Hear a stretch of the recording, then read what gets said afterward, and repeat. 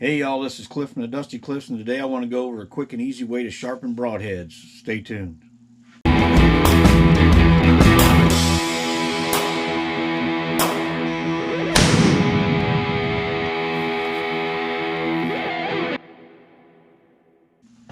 Okay, so first off, I just have a rough piece of leather glued to this 4x4. I use a little bit of buffing compound that came with a Dremel tool set. So I'll work a little bit of that into the rough side. Then on this side I have a longer piece. This is just smooth finished leather, and by the time we're done you can get these down shaving sharp. So let's grab a broadhead, get started. Okay, so this one is the Swacker Razor 252. It's a fairly beefy broadhead, so most of the time, even after shooting it into the target a bunch, or if it gets a little chipped up, if you need to, you can use one of these little handhelds just to get the edge started back on, and then we'll start hitting the strop.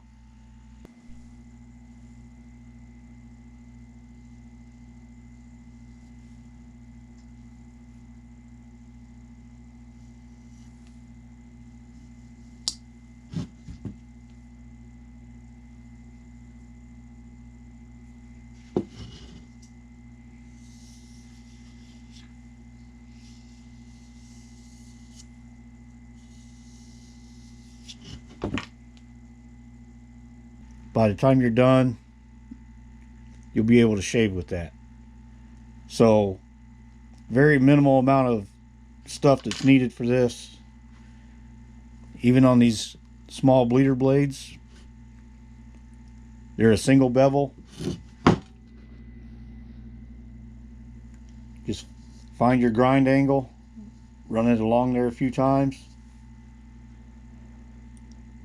Now these are just single bevel, so they're just flat on the back. So I try to get it kind of flat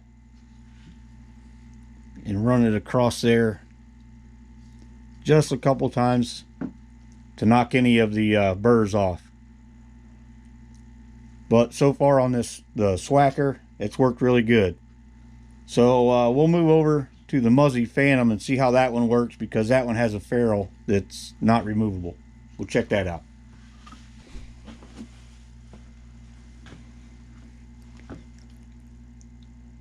Okay, so on something like this, this is the Muzzy Phantom.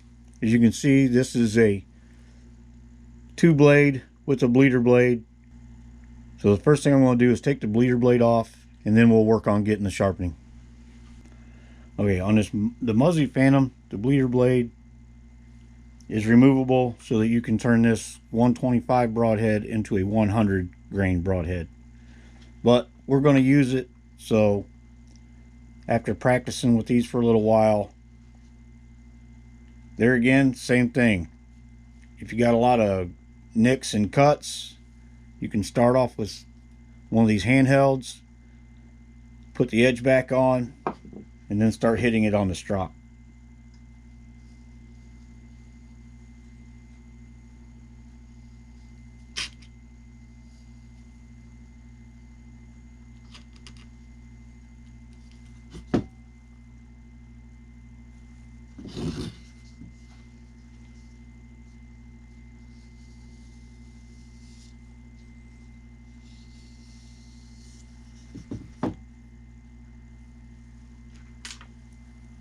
Now, the main body has this long ferrule.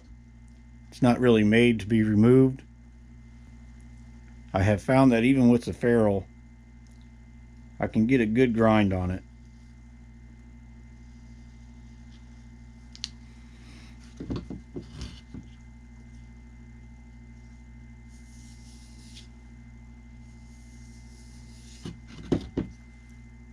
And I can get a really good edge. Now these do have sort of a tonto tip to help keep them from rolling over on penetration. Now the ferrule does cause some issues if you're trying to work it into one of these handhelds. They do make some smaller handhelds that are made just for broadheads. So I don't know. Maybe you'd like to pick one of those up. This is what I have. This is what I've been using for a long time. So far, I've been able to bring these all back to razor sharp just by using this method. There's almost no money involved in it. I don't have any real special tools. This is the one I carry in my backpack. So I use this for my knives if I'm out. If I have to field dress a deer or something, I keep one of these handy.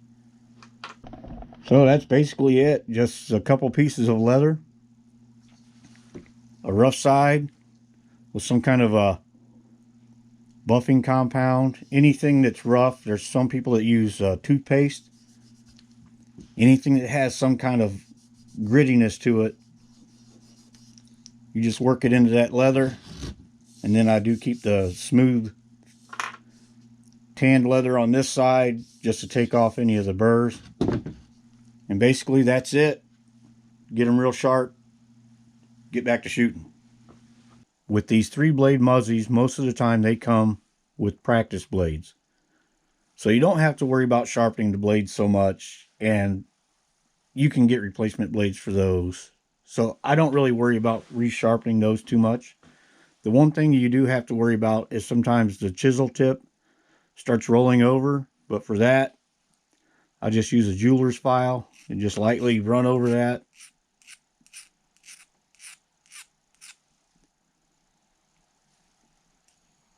And it won't take very long at all.